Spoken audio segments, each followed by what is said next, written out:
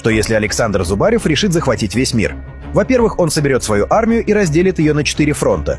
Первый фронт из 8 миллионов 500 тысяч подписчиков в ТикТоке идет на Китай.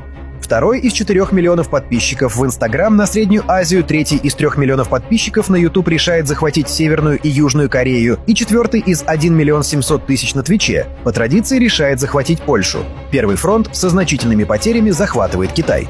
Инстаграмная армия без труда завоевывает Среднюю Азию. Ютубовская армия со значительными потерями захватывает Северную Корею, но в Южной Корее проигрывает, так как там ему противостоит армия БТС, состоящая из Кон Чи Мин, Чока Пай, Инсулин и Отче Наш. У Твичевой армии без труда удается завоевать Польшу, но НАТО не реагирует, думая, что это распаковка нахуй. Лишившись своей ютубовской армии, Зубарев решает направить все свои силы для борьбы с БТС.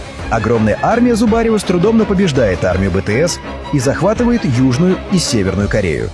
Весь мир решает объединиться против Зубарева.